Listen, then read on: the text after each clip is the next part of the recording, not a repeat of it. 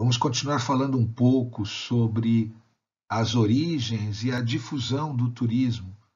Nós vimos na videoaula anterior que o turismo ele tem uma filiação, uma dupla filiação, né? O veraneio aristocrático, o período de tempo que a aristocracia passava fora do seu lugar habitual, numa segunda residência, em geral no campo, e também filho do Tour, do Grand Tour, aquele percurso iniciático para jovens herdeiros da aristocracia, principalmente, notadamente da Inglaterra, que circulava com um tutor, com um Cicerone, pela Europa, notadamente a Itália, em busca do conhecimento clássico das origens do berço da civilização ocidental. Então, nós vimos ali que o turismo nasce nesse contexto e no século XIX se torna o turismo que nós conhecemos hoje, né? O turismo, a viagem por diversão, em todas as suas modalidades.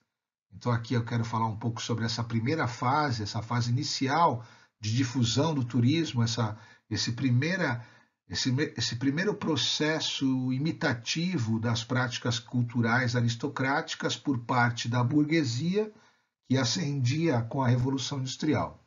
Então é importante notar que nessa primeira fase de difusão do turismo, do século XVIII até o século XX, até o início do século XX, três fatores foram importantes para que essa difusão ocorresse de forma mais importante: a invenção dos lugares turísticos por determinadas pessoas, cortesãos da aristocracia, que faziam com que esse lugar se tornasse interessante para que determinada família real ou parte da corte viajasse àquele local, então aquele local ficava conhecido como um local importante turístico, o papel da Revolução Industrial e a origem do excursionismo de massa. E na próxima aula nós vamos falar da segunda fase de difusão do turismo no século XX, notadamente com a inserção dos trabalhadores nesse sistema econômico, inclusive, né? Cultural e econômico.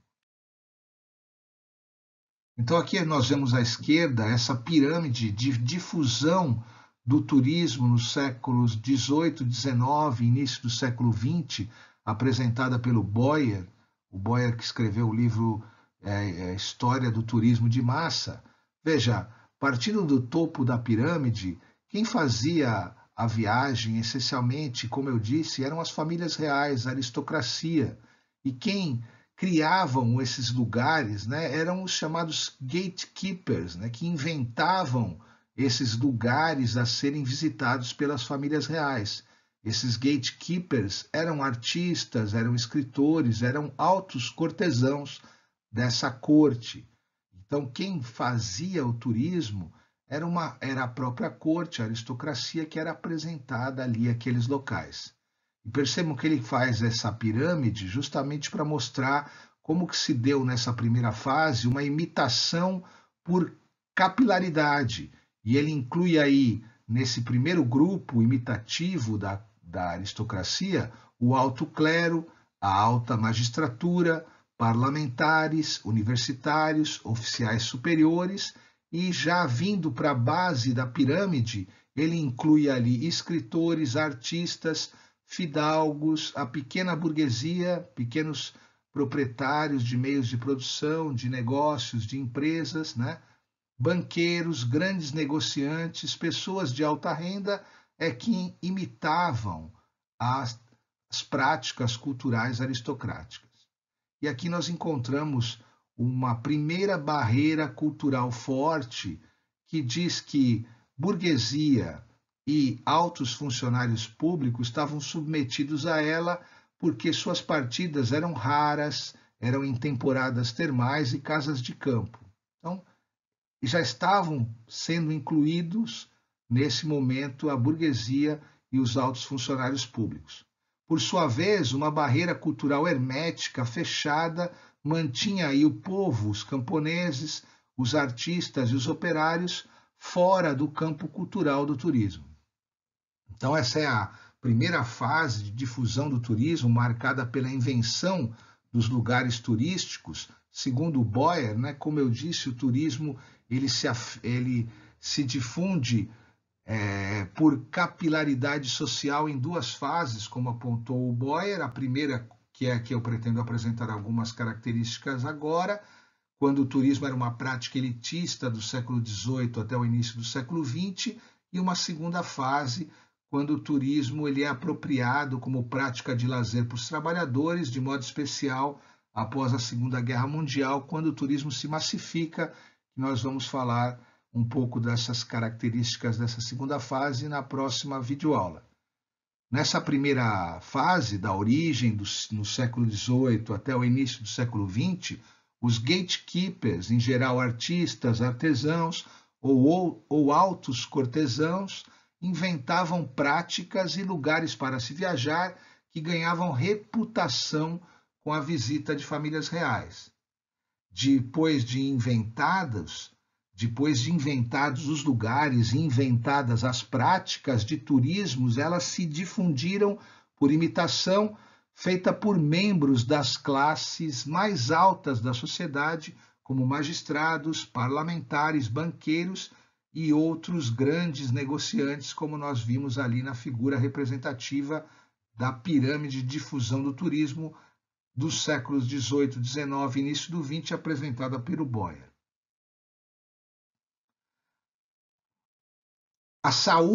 A questão da saúde esteve presente nas raízes do turismo. Segundo Boyer, as temporadas nas estações termais e balneárias eram apresentadas como uma questão de saúde pública nos manuais, guias e relatórios do século XIX. Esses guias médicos tiveram um importante papel na difusão do turismo nesse primeiro momento, que, ao utilizar um discurso higienista, davam valor científico à escolha das estações, dos lugares e as temporadas. De acordo com Boyer, os guias cada vez mais numerosos no século XIX, para incentivar a vinda de turistas e responder às suas necessidades, anunciavam desde o título uma finalidade terapêutica. Eles se denominavam guia médico, guia banhista informativo topográfico e médico, informativo climatoterápico sobre o bom uso de inverno no sul da França, sobre o bom uso das águas minerais, termalismo e medicina, guia prático das águas.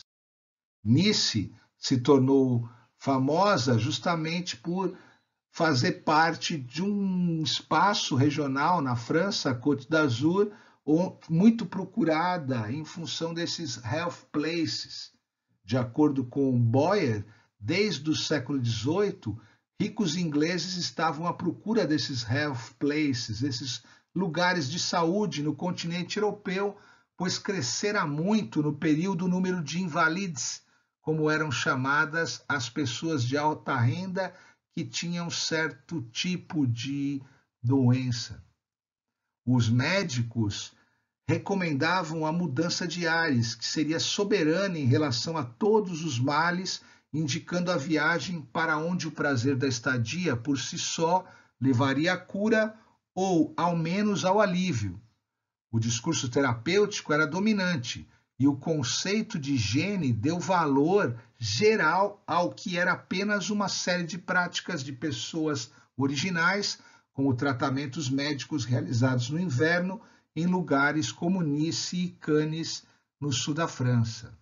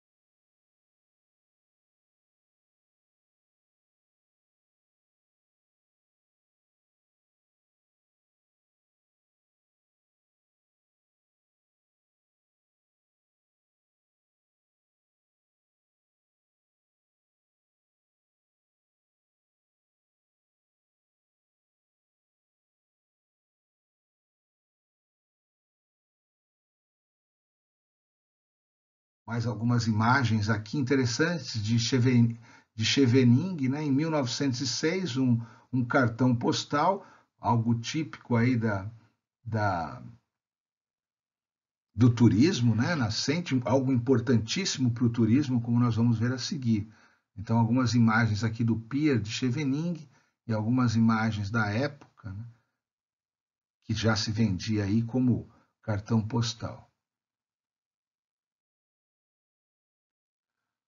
Nessa primeira fase de difusão do turismo, também foi possível se ampliar, né, os lugares a serem visitados. Essa primeira fase também é marcada por isso, né, por essa expansão geográfica de onde esses lugares eram aproveitados para visitas turísticas.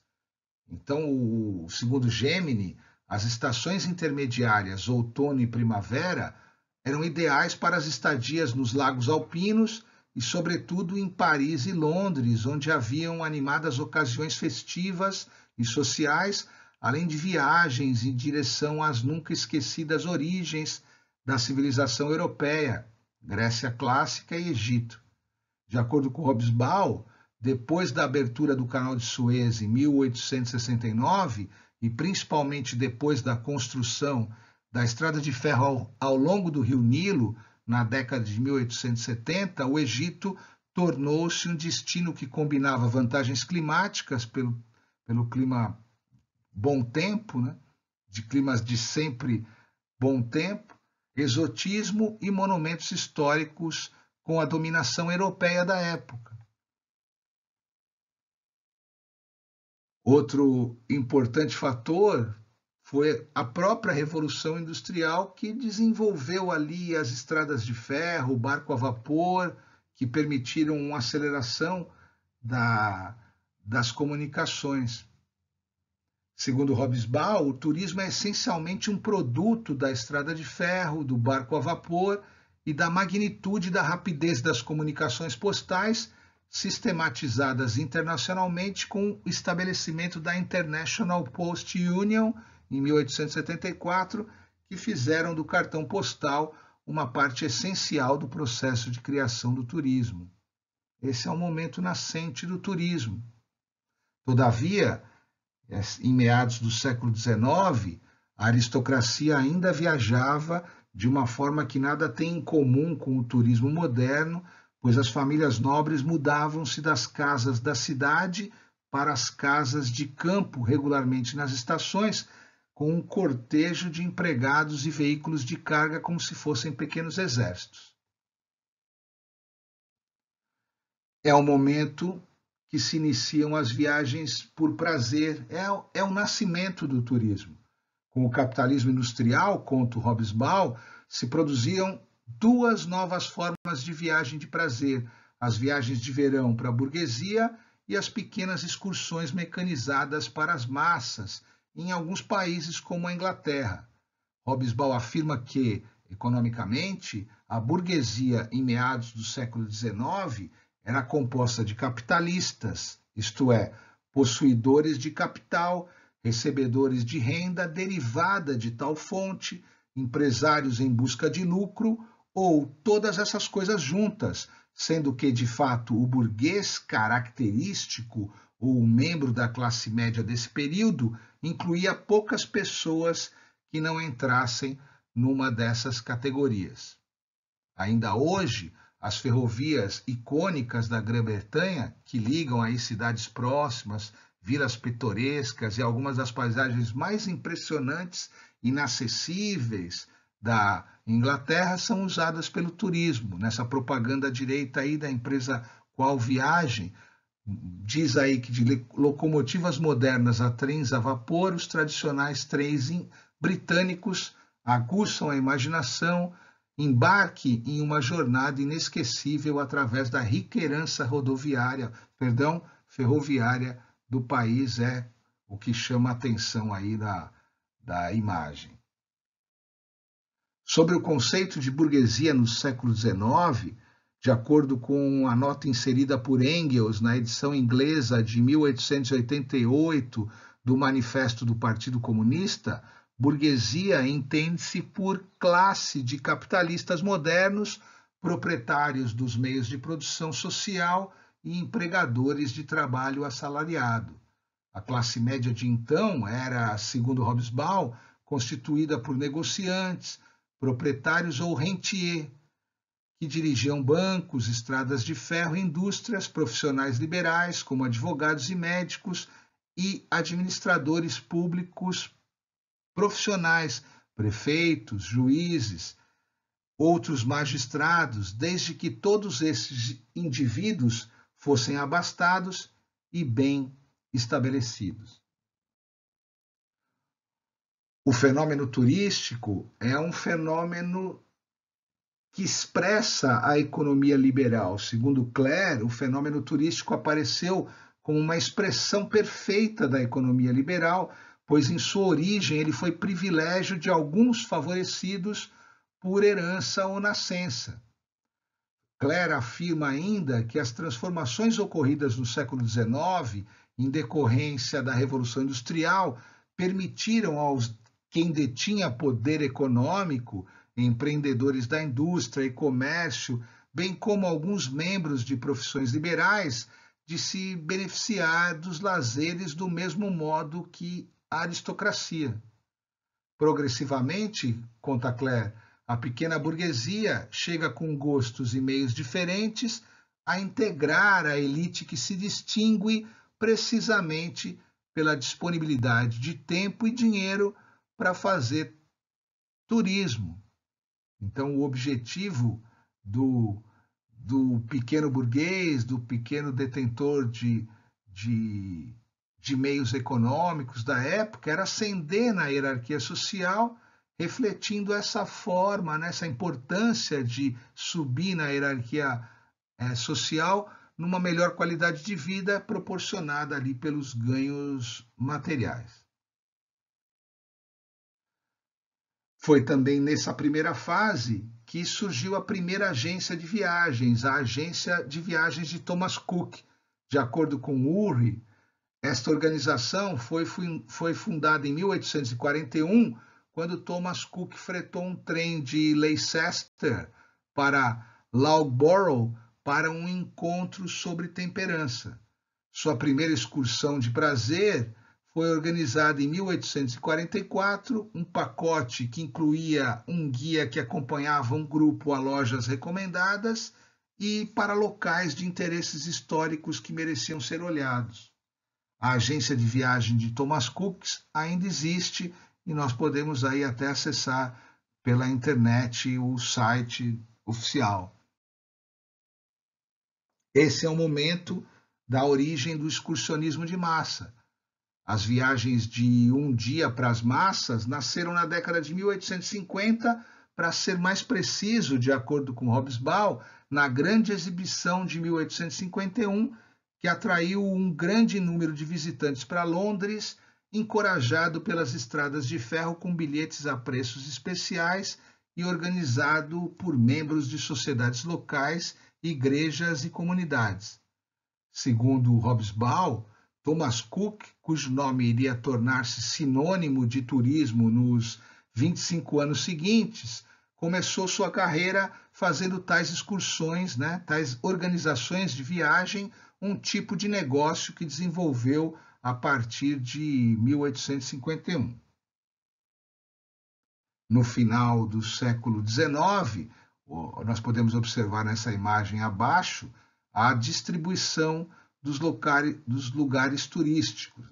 Nessa primeira imagem, antes de 1800, nós percebemos o turismo restrito aí à Europa, ao norte da África e à América do Norte em algumas partes, e esse se difundiu ainda para outras partes da América do Norte e outras localidades na Ásia, Oriente Médio, na primeira metade do século XIX, mas ao final do século XIX, nós já vemos que os lugares turísticos estão bem mais distribuídos pela América do Norte, também pela América do Sul, África, inclusive na África do Sul, Austrália, Nova Zelândia, China, Japão e se estendendo também por outras áreas do Oriente Médio.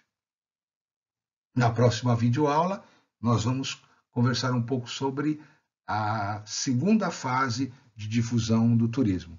As referências bibliográficas estão na descrição do vídeo. Até lá!